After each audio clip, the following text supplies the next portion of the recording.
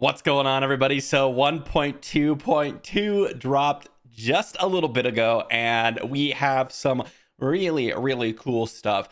To be honest, most of it is the bug fixes, right? Cool. But there is really one major thing about this, which are the malignant rings, okay? This is going to be the thing to go ahead and farm. These are going to be dropping from Varshan, which means you're going to have to do the Tree of Whispers or potentially craft those pieces.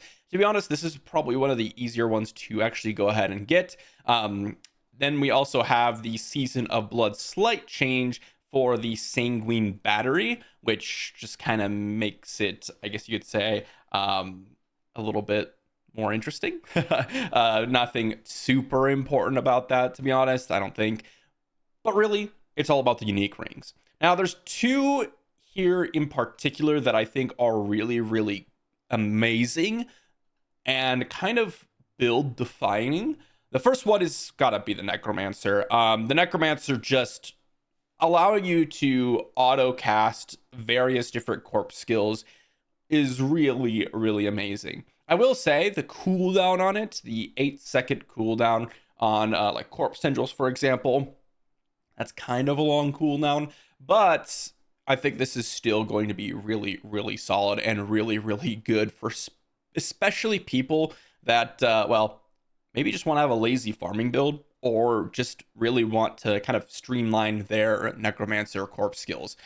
I certainly would be using this. It is a hell of a quality of life upgrade, ironically, despite being a, ancestral unique gear piece. It's actually more just convenience in a lot of situations. So pretty awesome there. And I also think that the Barbarian one is pretty nuts.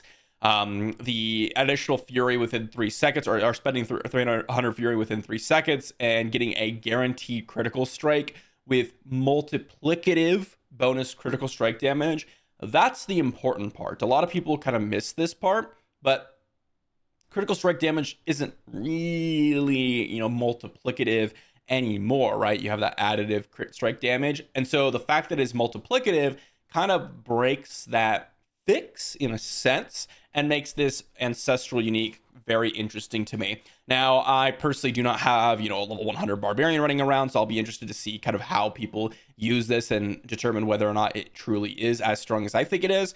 But let me know what you all think about those two. Of course, we have the other three ones, including the Sorcerer, Druid, and Rogue. Rogue is the one that obviously I'm going to be testing out myself. And, well, we've kind of used this before with the decoys and all that stuff going on. It's just pretty cool and really useful to kind of make your build overall more tanky because it allows you to kind of distract your opponents and move some damage that you would have been taken over to that clone, which is really nice. The Druid one, this one is quite nice as well because you're just going to have that sort of black hole effect on your ultimate skill. And then you also get additional damage for willpower. So this actually can deal not like an amazing point of damage, but like some damage, it can do some damage, which is pretty nice. I do think this is really a good effect. The ability to have sort of that black hole effect on an ultimate, or just in general, being able to gather up people is really powerful. And whether or not the Druid can benefit from that, I think with the Dolmen's Stone, is that unique, where you have that boulder hurricane type effect, I think that could actually really work well with this, allowing you to pull in people and just slap them up like that, hit them with the Big Daddy Druid boulders, you know what I'm saying? But I think it's actually a really cool one. And then lastly, we have the Sorcerer one, which is just straight up good. I don't think it's going to be like as game changing as like the Barb or the Necromancer, but do not mistake, I do think the Sorcerer one is one of, if not the better, just pure stat ones. Just because you're just going to get increased damage for each type of elemental damage that you're dealing. This is very much like the Tal Rasha set in, it is Tal Rasha's loot, but it's like the Tal Rasha set in Diablo 3.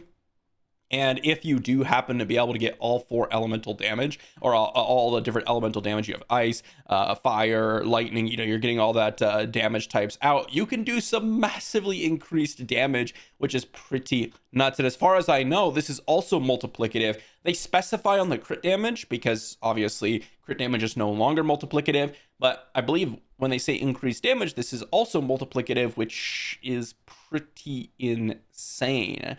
So I think this one's going to be a really, really nice one to add into the sorcerer builds, potentially. But again, I will be interested to see whether or not these truly are as strong as I think. But get to farming on the Varshods, guys. Get your ancestral uniques here and let me know how you're doing with them. And let me know if you found one that is particularly strong. And I will be back for a future video. Thanks for watching, everyone. And I'll see you all for the next one.